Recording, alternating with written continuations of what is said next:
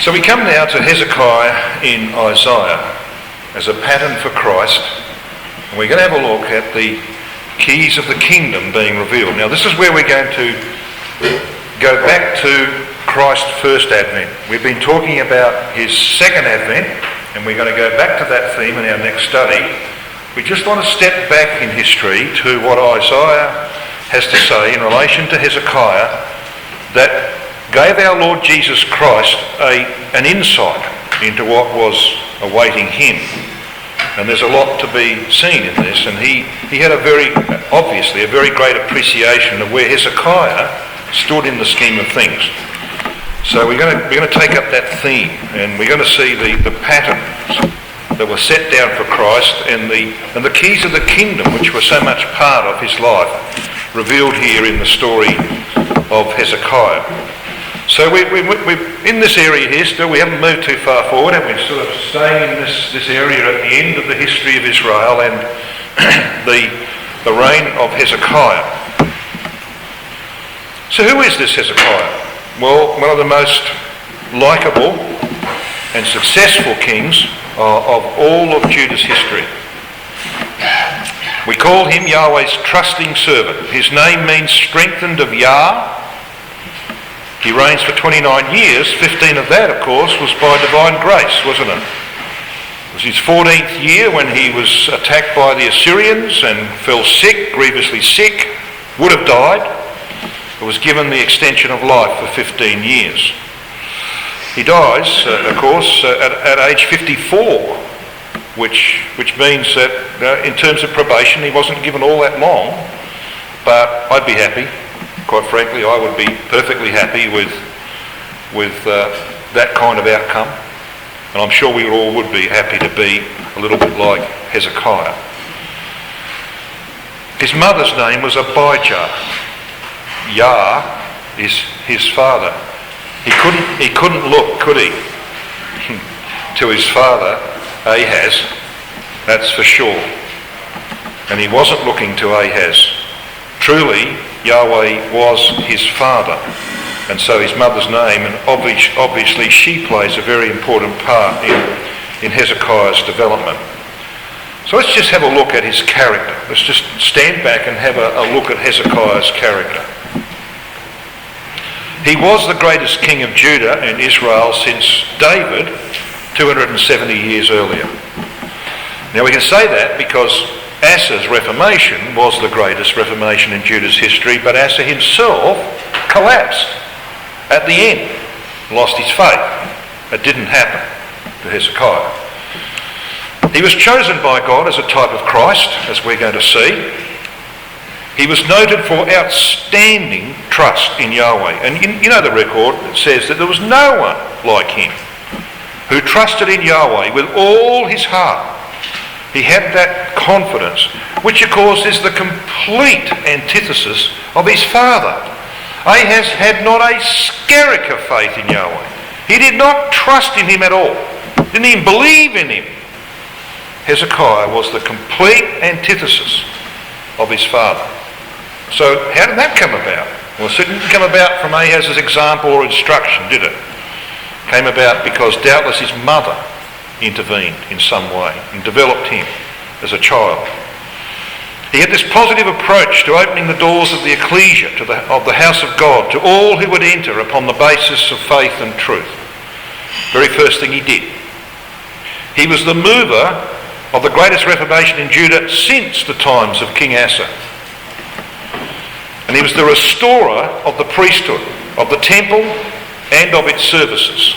And of course there's a lot of time devoted in the record, isn't there, to Hezekiah's reformation and the holding of his Passover. A lot of time devoted to that in the record. But I think perhaps the most important references about this man are here. There's two of them. 2 Chronicles 31. So let's start in 2 Chronicles 31.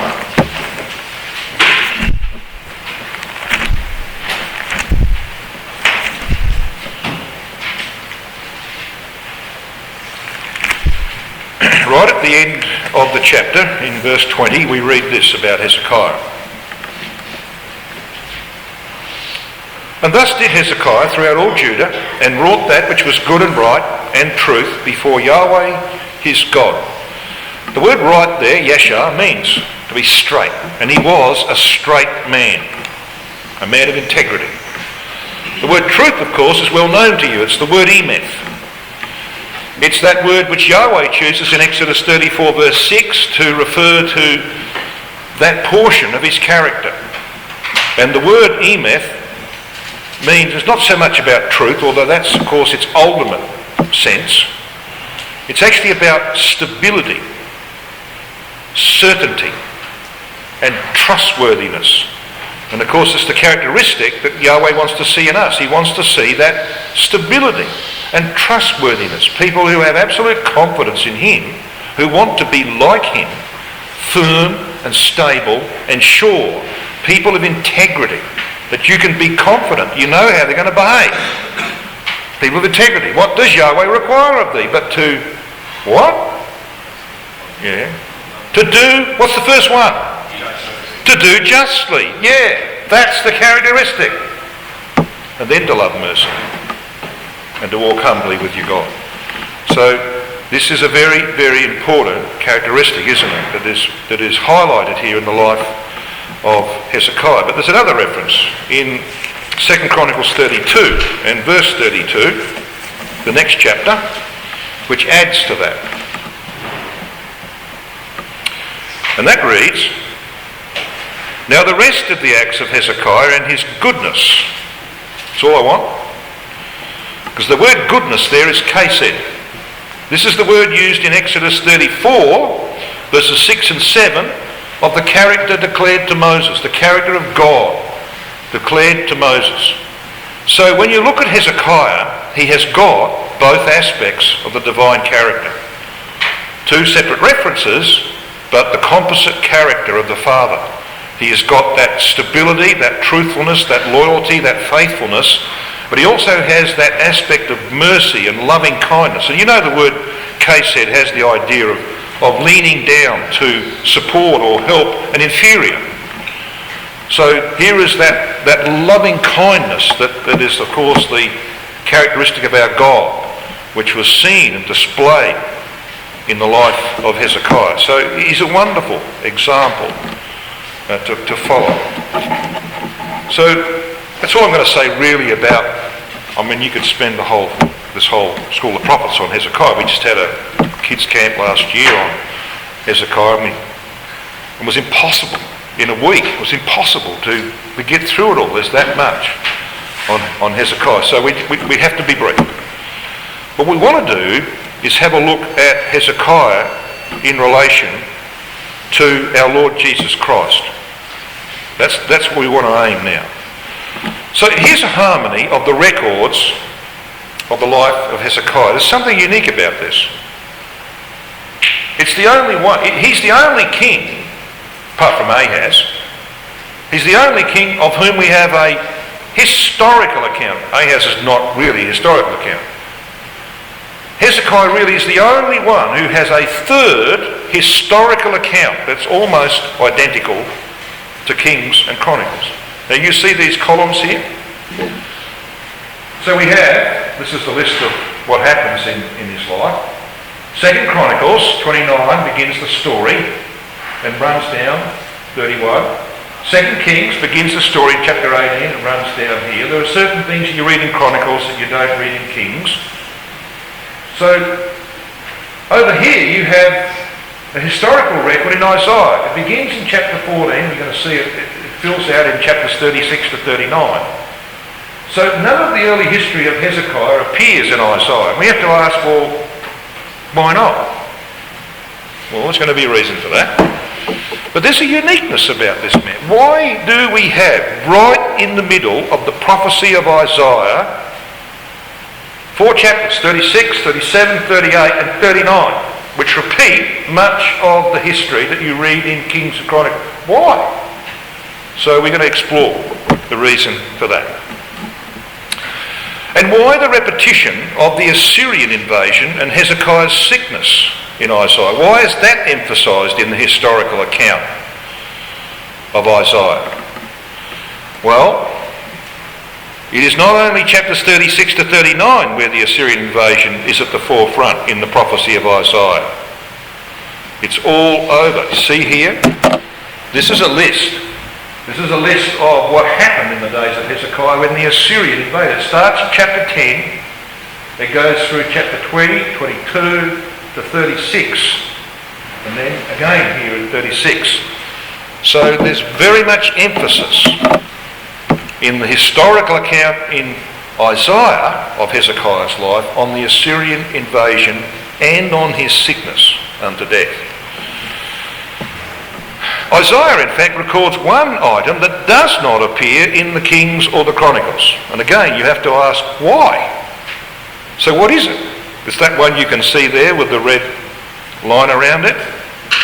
It's chapter 38, verses 9 to 22 of Isaiah, where you have the record of Hezekiah's recovery and his psalm of praise. You don't read about that in Kings or Chronicles, but you do read about it in Isaiah. So, when you're looking at the scriptures, and this is one of the essential things. If we take nothing else away from the school of the prophet, you know what it is we have to take away? Become our own personal Bible student. What you've got to take away is the need for careful reading. And if you read the Bible carefully and you ask questions, why does it say it like that? Why is this repeated over and over again? Why is that left out? Why don't these records tie up? That's the sort of questions you've got to ask yourself, and go looking for answers. You put enough work and enough effort and time into it, God, ask for God's help, He's going to reveal it to you. It'll open up. This is what kings do, isn't it? It is the honour of kings to search out a matter. We're not just cursory readers. We are students. And this is the kind of thing that you notice when you carefully consider the scriptures. Why is this in here and not in Chronicles and Kings? Well, we want to explore that. So this is the history. The Assyrians invade the land of Judah in the days of Hezekiah. We have that record in 2 Chronicles 32 verse 1, after these things and the establishment thereof, Sennacherib, king of Assyria, came and entered into Judah and encamped against the fenced cities and thought to win them for himself. And of course we know what happens. He sends Rabshakeh with an ultimatum. And Rabshakeh, which he means the chief butler because he's going to dispense the wine of Babylon, so to speak. Alright, he's going to hand out the wine, delivered these intoxicating words, making promises that were not going to be fulfilled. He stood upon the Virgin's fountain with the waters of Shiloah beneath his feet. You know how that Hezekiah, he built the tunnel and he channeled the waters of the spring Gihon. And he covered it over. He covered the spring because it was outside the walls. He covered it over so that the Assyrians wouldn't come and find water. You need water for an army, see? So he channels this water into the city. But when Rabshakeh is standing there, he doesn't know that the waters of Shiloah or Siloam are flowing under his feet. And of course Isaiah chapter 8 makes a lot of that, and so does Christ in John chapter 9, by the way, but we won't digress. So here he is. He's met by contrasting men. There's Shebna, the faithless. This is the man who in Isaiah 22 is, while he's negotiating with Rabshakeh, has men digging his grave. They are preparing a tomb for Shebna. And you can go there today and there's a plaque on the, tomb of Shebna. It's down, somewhere down in the valley of the Kidron. So he's got men digging his grave. And of course there's the other man, Eliakim, who of course is a type of Christ in Isaiah 22. He's the faithful man. So there's two contrasting men who've got their heads sticking over the wall negotiating with Rabshakeh. Now Rabshakeh makes false claims, doesn't he? He makes the claim that Hezekiah and Judah was relying on Egypt. That was because there was an Egypt party in Judah. There were people saying, we need to get the help of Pharaoh against these Assyrians. He makes the claim that Hezekiah had removed very important religious icons. Well, he had. He'd taken away the idols of Ahaz and others. Yeah, he'd removed icons, but they weren't They weren't the right icons, were they? So there was a false claim. And he made the claim that Sennacherib had been sent by God. Well, that wasn't true either, although God was to use the Assyrians for his purpose. And so you look at the record of 2 Kings, and I think maybe we should come to 2 Kings chapter 18, which is what I've been referring to. And you read verse 23. He ridicules the strength of the defenders. Now therefore I pray thee, give pledges, he says, to my lord the king of Assyria, and I will deliver to thee 2,000 horses if you can find men to ride them. He's ridiculing the strength of the men of Judah. In verses 31 to 32, he makes this false promise of tranquility, that every man will live under his vine and under his fig tree. I'll take you away to a land that is flowing with milk and honey, so to speak. It's all false. Now, this would be great, wouldn't it? It would be great if the whole nation could withstand that because they had the faith and the trust of Hezekiah. But they didn't. And that's the sad part about it. I want you to have a look at the state of the nation at this time. We need to go to Isaiah 22.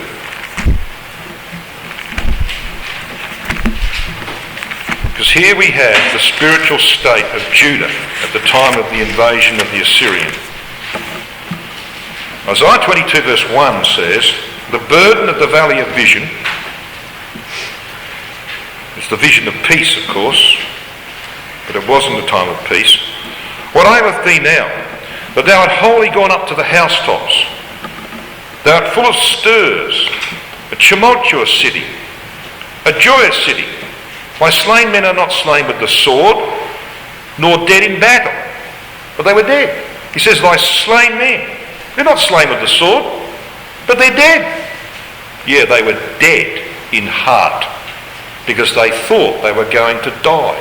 If you have a look at verse 12 and 13, the same chapter, you read this. And in that day did Adonai Yahweh of hosts call to weeping, and to mourning, and to baldness, to girding with sackcloth. And behold, this is what happened. Joy and gladness, slaying oxen and killing sheep, eating flesh and drinking wine. Why were they doing this? Because they thought they were dying. They were going to die. Let us eat and drink, for tomorrow we shall die. Let's get as much down the gullet as we can before they get a head cut off. That was the attitude of many people in the city of Jerusalem. They were in turmoil of mind, they were dead in heart and hope, out of sheer dread of what faced them. Preparations had been made. Hezekiah built the tunnel, he strengthened the walls, etc., as we're told. And in verses 12 to 14, which we've just read, the spirit that animated that people was panic and hopelessness, resignation and foreboding of doom. Hence that policy, eat, drink and be merry, for tomorrow we die. So the two major classes in the nation were actually encapsulated in two men. There's the Shebna. Look at Shebna of chapter 22 verses 15 to 19. Don't have time to read that whole passage, but let's just read verse 16. So God tells the prophet, go get thee unto this treasurer. Now he's not a treasurer. The Hebrew word in verse 15, treasurer, actually means a companion. He was the king's friend, like the one of 1 Kings 4 verse 5. He's a king's friend. So he's close to the king. Go to Shebna, which is over the house, and say, what hast thou here? And whom hast thou here? That thou hast hewed thee out a sepulchre here, as he that heweth him out a sepulchre on high, and that graveth an habitation for himself in a rock. And he's told that he's not going to be laid in the sepulchre. He's going to go to Babylon, captivity. Okay, so this is a prophecy about a man who is actually a microcosm of portion of the nation in the days of Hezekiah. But there's another man, verse 20. It shall come to pass in that day that I will call my servant Eliakim. His name means Ale shall set up, the son of Hilkiah, and I will clothe him with thy robe and strengthen him with thy girdle. I will commit thy government into his hand, and he shall be a father to the inhabitants of Jerusalem and to the house of Judah. Look at these words. And the key of the house of David will I lay upon his shoulder, so he shall open and none shall shut, and he shall shut and none shall open. And I will fasten him as a nail in a sure place, and he shall be not for a glorious throne to his father's house, but as it should read, he shall be for a throne of glory to his father's house. Well, that's obvious who that's referring to, isn't it? He's set forth as a type of the Lord Jesus Christ, who quotes those very words of verse 22 to the Philadelphian ecclesia in Revelation chapter 3. So you know that this is a type of Christ. So we've got a crisis, haven't we? There's a real crisis. Now, the Assyrian invasion is crisis enough. Come back to the record of 2 Kings chapter 19.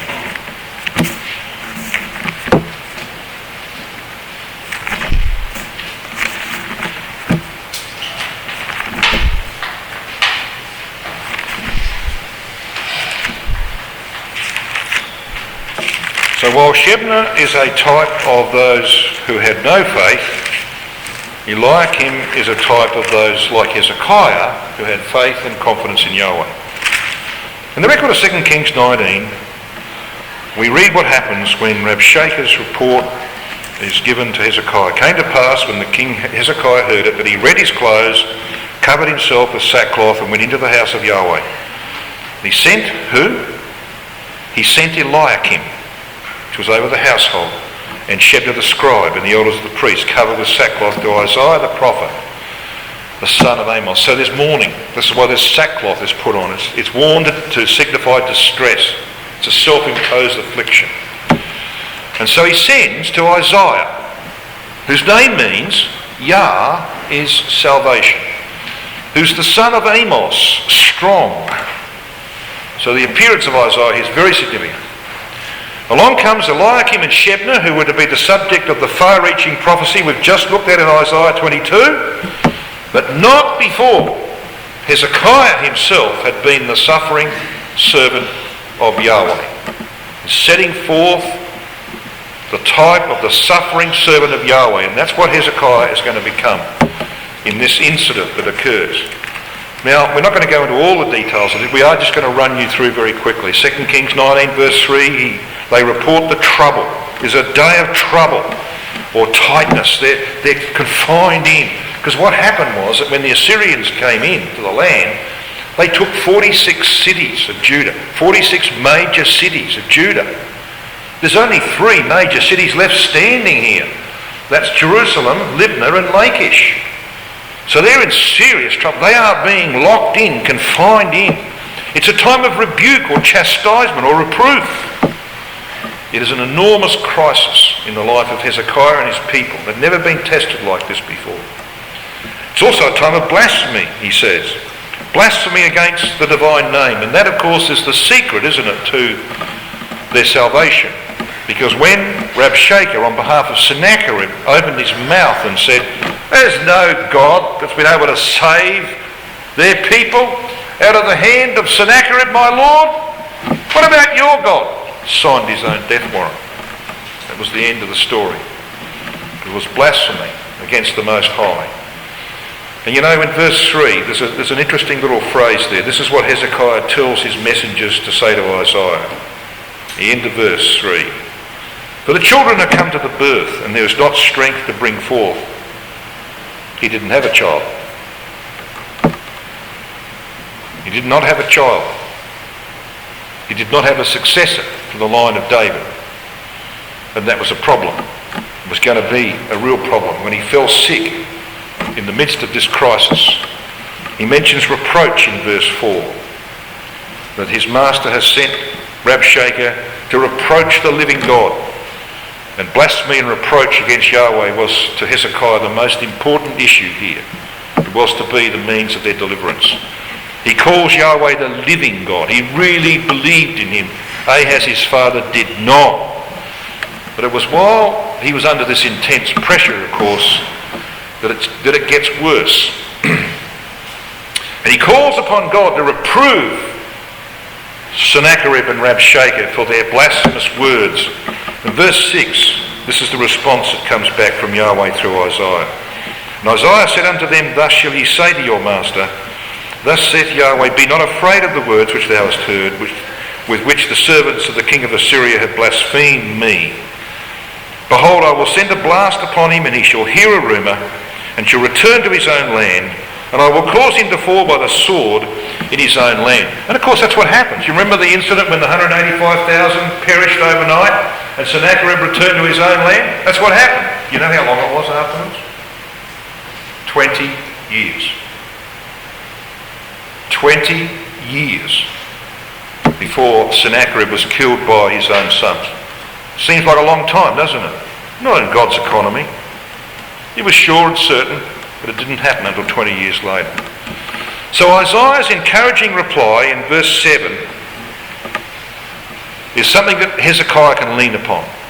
As Rotherham translates it, Behold me, about to let go against him a blast. Yahweh destroys, as we read in the prophecy of Isaiah, he destroys with the breath of his mouth.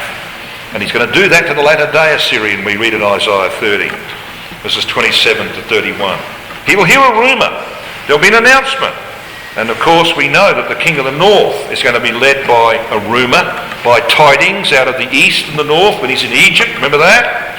And I'll cause him to fall. Yep, and he was going to fall by providential intervention. But this is the next chapter. This is 2 Kings 20. So we've got this crisis. Now, it'd be bad enough, wouldn't it? It'd be bad enough to be in that situation, but then you're struck down with sickness. If you've ever had any sort of real bad sickness, you know how debilitating that is mentally. So, you know, this man is being put under enormous pressure. So it says in chapter 20, verse 1, in those days, Hezekiah was sick unto death. And the prophet Isaiah, of course, is sent into him to tell him to set his house in order because he's going to die.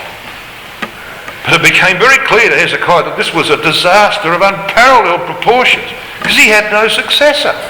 So why didn't he have a son? Why wasn't this king married at age 39? He came to the throne at 25. He reigned for 14 years and the Assyrians came along. He was 39 years of age. He's a king. Why isn't he married? Because he wasn't married. He had no children. Well, there's got to be reasons for this, doesn't there? And we're going to explore that. Thou shalt not live, says the prophet Isaiah. You will not recover. So we don't know what the disease was of verse 7. As Isaiah said, take a lump of figs, and they took and laid it on the boil, and he recovered. There's a lot of opinions about that. You know, elephantiasis and leprosy, and it was related to leprosy, as you're going to see. Some kind of boil related to leprosy was evident. And he makes an appeal. This I think, is one of the most marvellous little pieces in the record of Hezekiah's life. That he's told firmly that he's going to die. And then we read this in verse 2. That he turned his face to the wall and prayed unto Yahweh, saying, I beseech thee, O Yahweh, remember now how I have walked before thee in truth and with a perfect heart, and have done that which is good in thy sight. And Hezekiah wept sore. Could you say that? If you're in a crisis like this, could you say that? Look at my record. Now, this is not pride, is it? It's just a statement of fact. Look at my record. I have served with a perfect heart. Could God deny the truth of that? No.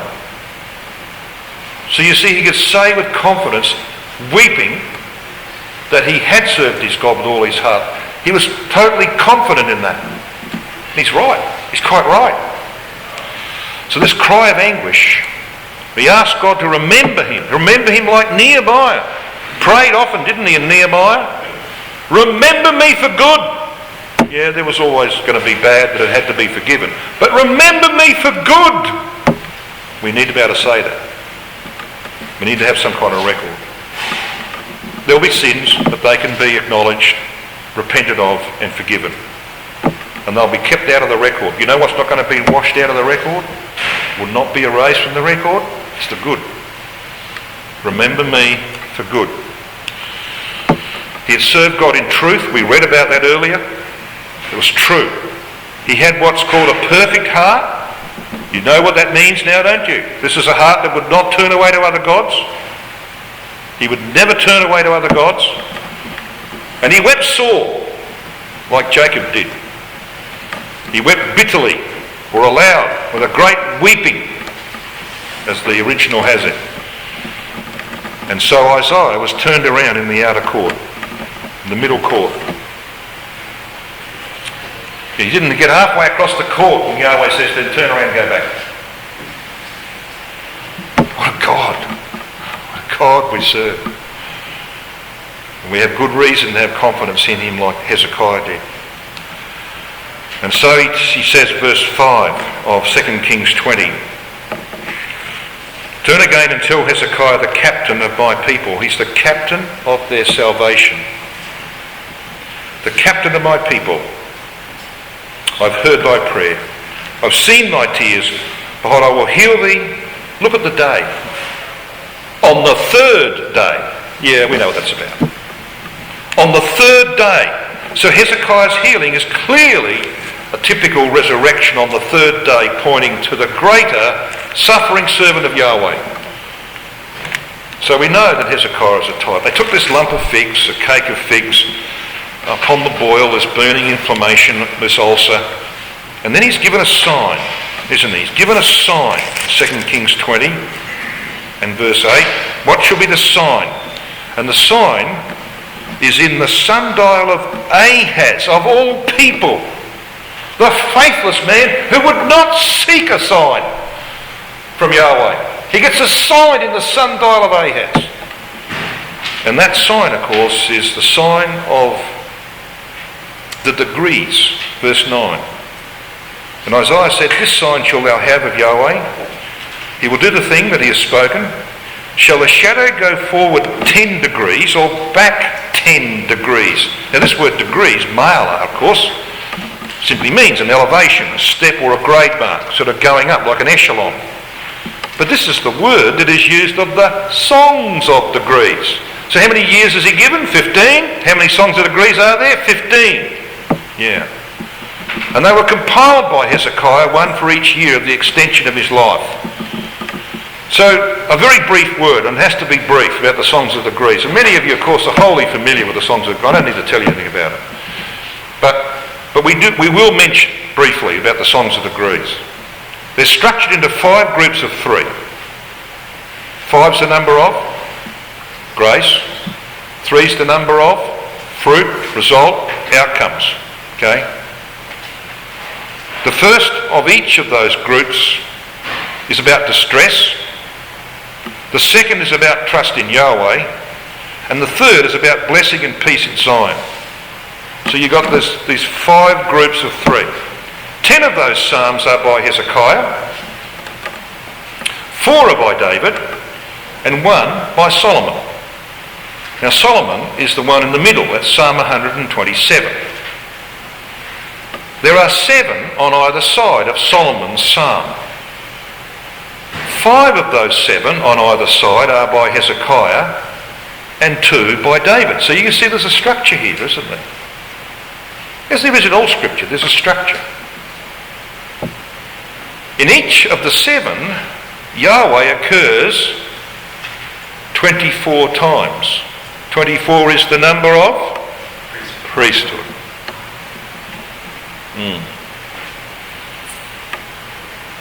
Once in the third of each 7. So there's unquestionably a structure there. And 3 in Psalm 127. Now, you can look at the background, you'll see why this is all there. But that's the songs of degrees. It's incredible. And this comes out of his sickness and his healing. This extension of life for 15 years. In the sundial of 8. It's a light thing for the sun to go down 10 degrees because, the sun's going down anyway, isn't it? Well, what about going back 10 degrees? That's a miracle. It's a miracle. And so here in the sundial of the faithless Ahaz, and that's the sort of sundial they used to have in those days. They had this concave thing and a little pointer out from the top of it. Can you see the pointer there? This little pointer out of the top, and it's casting a little shadow. And they had the hours, right? And you got it's a good approximation of the time of the day. So he knew, he's watching this. He's got a man watching this. It's going back. It goes back 10 degrees in the sundial of Ahaz the faithless. So when he's healed, he writes a song, his recovery and song of praise. Hezekiah is portrayed as the suffering servant of Yahweh. He is raised after 3 days. He marries Hephzibah, my delight is in her. He bears the seed to declare his generation. You can sort of feel for the language I'm using here. This is Isaiah 53. So you compare this psalm, which we have recorded in Isaiah 38, with the language of Isaiah 53, and you'll find some very real comparisons. So let's do this. Let's go to Isaiah 38.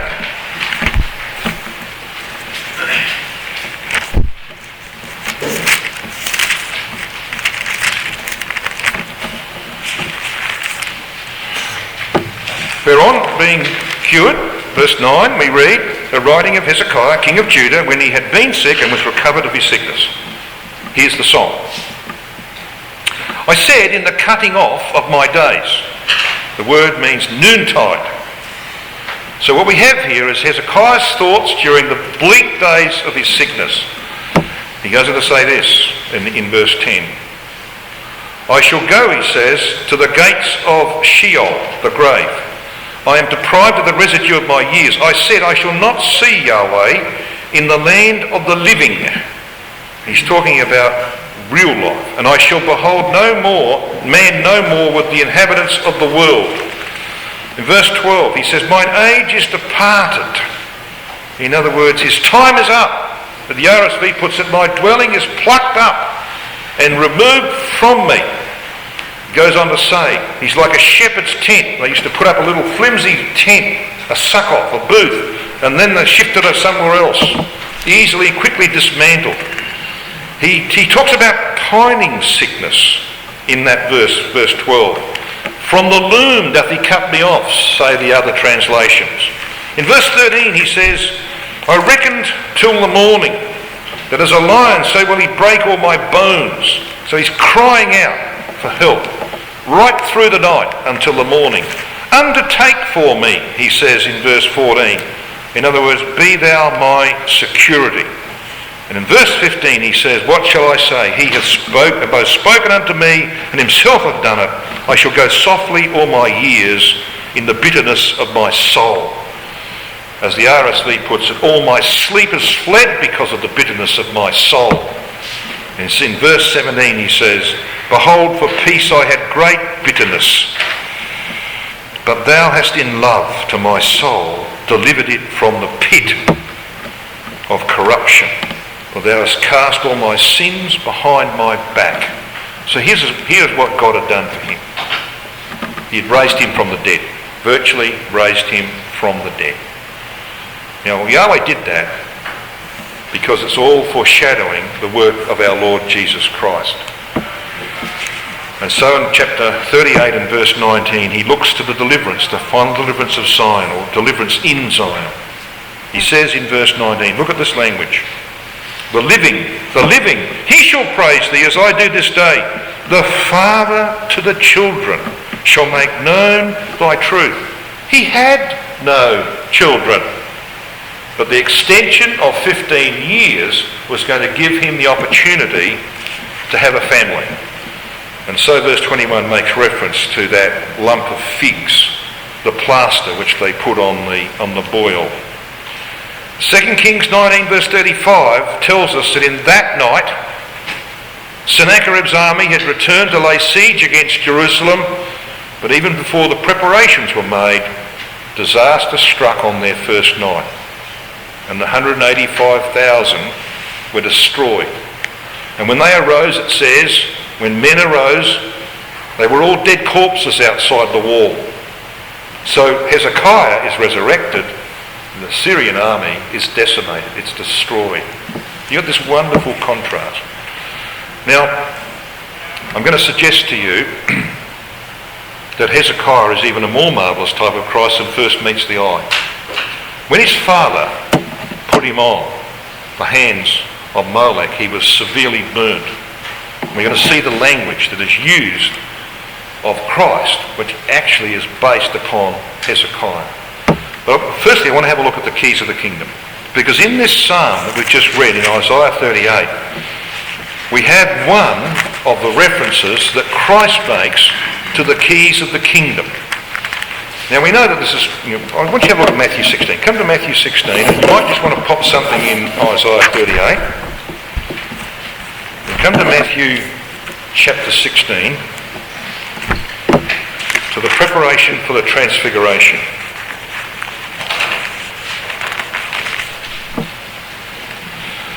Now, you're familiar with this record, so we don't need to spend time going through it all.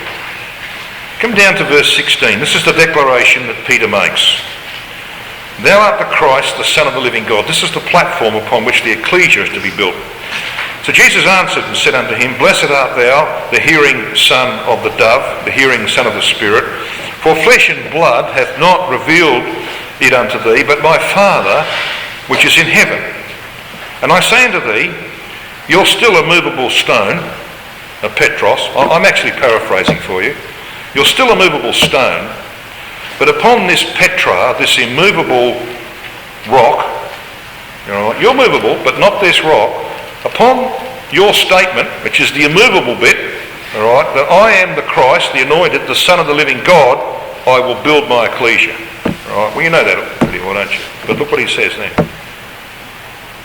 He says, and the gates of hell shall not prevail against it. That's straight from Isaiah 38 and verse 10. We read that passage, didn't we? Isaiah 38 verse 10, he said, in the cutting off of my days, I shall go to the gates of Sheol. It's the word Hades in the Greek. It's the same. It's the equivalent of Sheol in the Hebrew. It's the grave. But the gates of the grave shall not prevail against it. This is one of the keys of the kingdom. It's about the sufferings of Christ. All right? The fact that he would enter the grave, but it's not going to hold him. Now, Peter was given these two keys, and we know what they are. They're identified in 1 Peter chapter 1 verse 11 appropriately. They're the sufferings of Christ and the glory that should follow. And they're mentioned together at least 7 times in the first of Peter. We might note them a bit later. Peter used both keys twice. He used them to the Jews in Acts 2, where his subject is the sufferings of Christ and the glory that would follow. He used them again in Acts chapter 10 in the house of Cornelius, where the same speech, well, a similar speech is given about the sufferings of Christ and the glory that follow. So when we read about the gates of hell here, that's directly drawn from the language of Hezekiah in Isaiah 38:10. But what about the keys that are referred to in verse 19 of Matthew 16? And I'll give unto thee the keys of the kingdom of heaven. And whatsoever thou shalt bind on earth shall be bound in heaven, and whatsoever thou shalt loose on earth shall be loosed in heaven. Well, that's Isaiah 22 and verse 22. That's the language we read about Eliakim, remember? Eliakim, the type of Christ, who would be a throne of glory for the house of his father. They would hang upon him the government. He's got the keys of the house of David, which he makes reference to a couple of times in the Apocalypse. Okay? This is about Christ. So you've got Christ drawing the 2 keys of the kingdom from the history of Hezekiah. So we know where he stands in the scheme of things. It's very, very clear, isn't it? Well, what do keys do? Well, keys provide access, but only if used in the correct manner.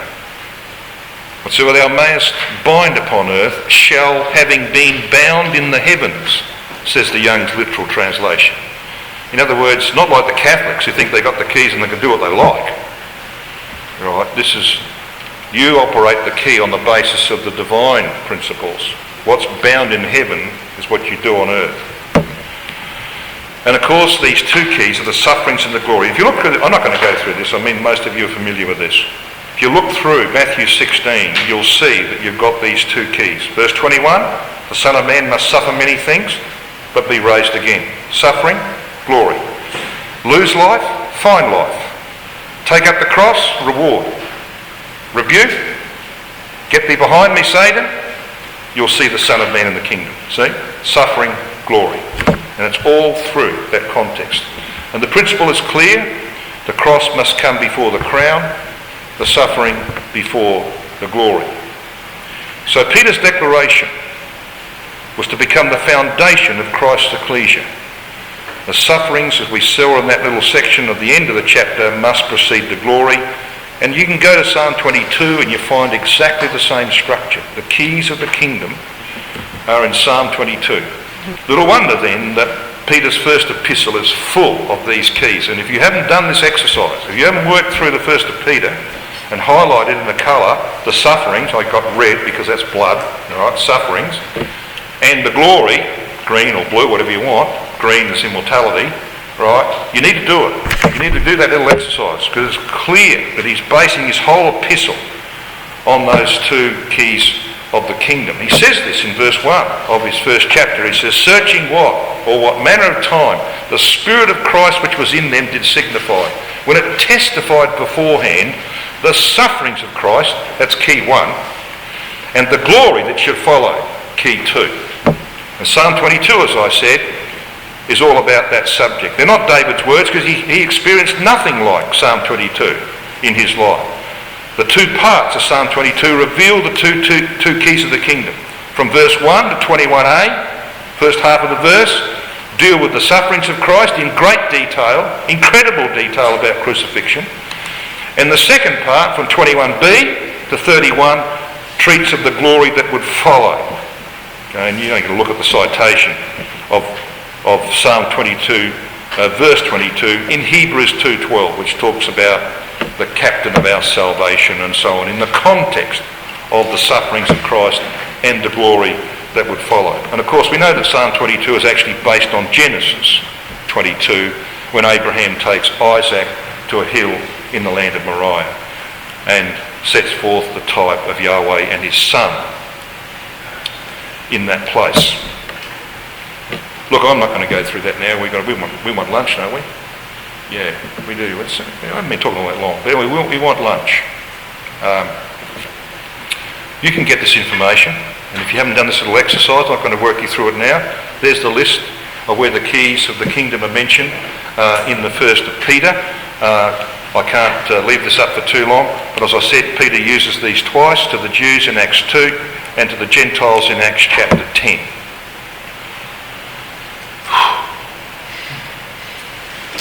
We're going to leave his visage was marred more than any man for a bit later. Okay. We're going to see just how powerful the type of Hezekiah is.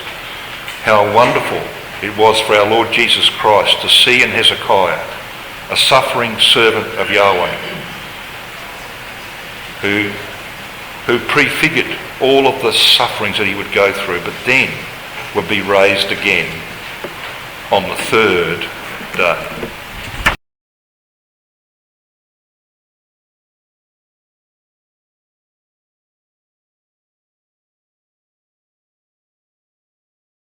BibleTruthAndProphecy.com is a worldwide collaboration by Christadelphians to help promote the understanding of God's Word to those who are seeking the truth about the human condition and God's plan and purpose with this earth and with mankind upon it.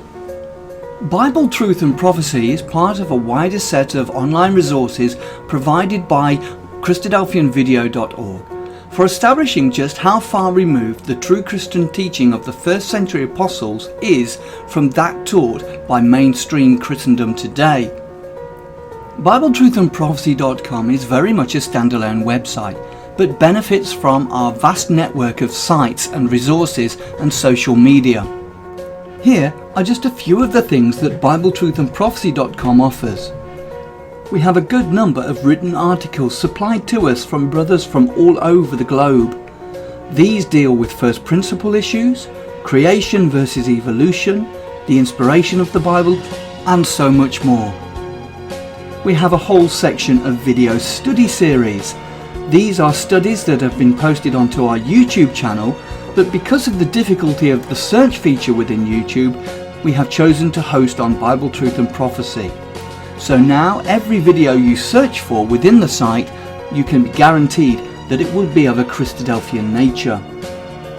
We also have a preaching video section, where any ecclesia is invited to download and use or embed these videos within their own ecclesial websites. We also have an exhortation service, where we produce 2 or 3 exhortations per week, which we then circulate to brethren and sisters in isolation. We also have an ever-growing list of approved Christadelphian sites. We also have a page of live news feeds, so you can keep up to date with all the breaking news as it happens. We also have a section for the daily readings. Each day at around midnight we publish all 3 of the daily readings, and then later on in the day we publish thought for the days, often based on all 3 portions of the daily readings.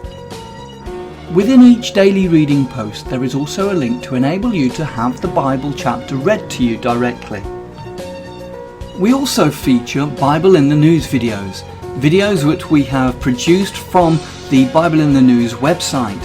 We also feature Brother Don Pierce's milestone snippets, which come out approximately 3 times a week. We also feature Andy Walton's weekly World Watch, and other commentaries and analysis from other brethren on world news events. You can also subscribe to the blog and be notified of posts as they happen in real time, and also subscribe to the weekly newsletter, which is provided by Christadelphianvideo.org. Every page and post on the site has the facility to be able to leave a comment or make an observation, so please take advantage of this and let us know what you think of the site.